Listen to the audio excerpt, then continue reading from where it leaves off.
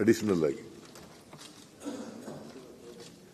So ಸಾರಿಗೆ ಸಂಸ್ಥೆಯನ್ನ ಬಲಪಡಿಸ್ತಕ್ಕಂಥ ಕೆಲಸವನ್ನು ಮಾಡಿದ್ದೀವಿ.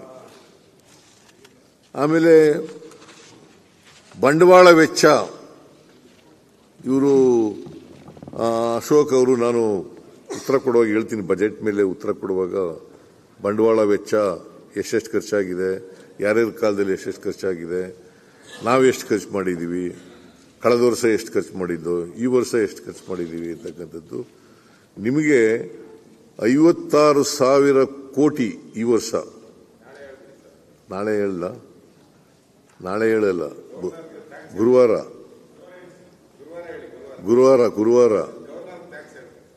50. ಸುಮ್ಮನೆ ನಿಮ್ಮ ಗಮನಕ್ಕೆ ಇರಲಿ, ಬೇಡ ನಿಮ್ಗೇನು ಬೇಡವಾ, ಸುಮ್ಮನೆ ಇರಲಿ, ನಿಮ್ಮ ನಾಲೆಡ್ಜಿನಲ್ಲಿ ಇರಲಿ ಅಂತ.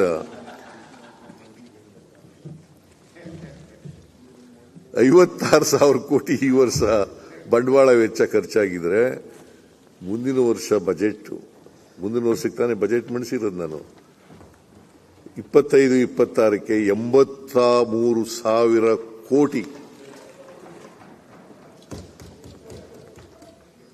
ಅಷ್ಟು ಖರ್ಚು ಮಾಡ್ತಾ ಇದ್ದೀವಿ.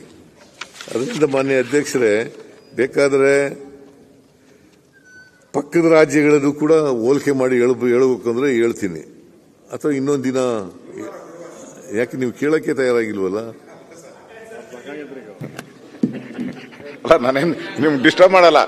ನಮ್ಗೆ ಕನ್ಫ್ಯೂಷನ್ ಆಗ್ಬಿಟ್ಟೈತೆ, ಇದು ಗವರ್ನರ್ ಭಾಷಣನ ಬಡ್ಜೆಟ್ ಭಾಷಣನ. ಒಂದ್ಸರಿ ಬಡ್ಜೆಟ್ ಭಾಷಣಕ್ಕೆ ಹೋಗ್ತೀರಾ, ಇನ್ನೊಂದ್ಸರಿ ಗವರ್ನರ್ ಬರ್ತೀರಾ. ಒಂಥರ ಅಲ್ಲ ಕನ್ಫ್ಯೂಸ್ ಮಾಡೋದು ಅಂದ್ರೆ ಇದೆ, ಕನ್ಫ್ಯೂಸ್ ಮಾಡ್ಬೇಕಲ್ಲ, ಹಂಗ್ ಮಾಡ್ತಾ ಇದ್ದೀರಾ. ಅದಕ್ಕೆ ನಮ್ಗೆ ನಾನೆಲ್ಲ ತೆಗೆದಿಟ್ಕೊಂಡಿದ್ದೀನಿ ಗವರ್ನರ್ದು. ನೀವು ಫೈನಾನ್ಸ್ಗೆ ಹೋಗ್ಬಿಡ್ತೀರಾ, ಹುಡುಕ್ಬೇಕು ತಿರ್ಗಿ ನಾನು ಫೈನಾನ್ಸ್ಗೆ ಹೋಗೈತೆ ಅಂತ.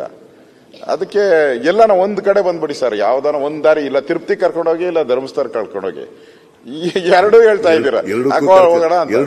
ಹೋಗ್ತೀನಿ ನಿನಗೆ, ಧರ್ಮಸ್ಥಳಕ್ಕೂ ಕರ್ಕೊಂಡು ಹೋಗೋಣ, ತಿರುಪತಿ ಎಲ್ಲ ಒಂದು ಇವತ್ತು ಒಂದು ಕರ್ಕೊಂಡೋಗಿ, ಗುರುವಾರ ಬೇರೆ ಕರ್ಕೊಂಡೋಗಿರ.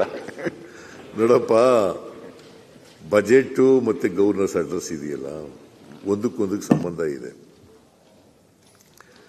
ಗವರ್ನರ್ಸ್ ಅಡ್ರೆಸ್ ಅಂದ್ರೆ ಏನು?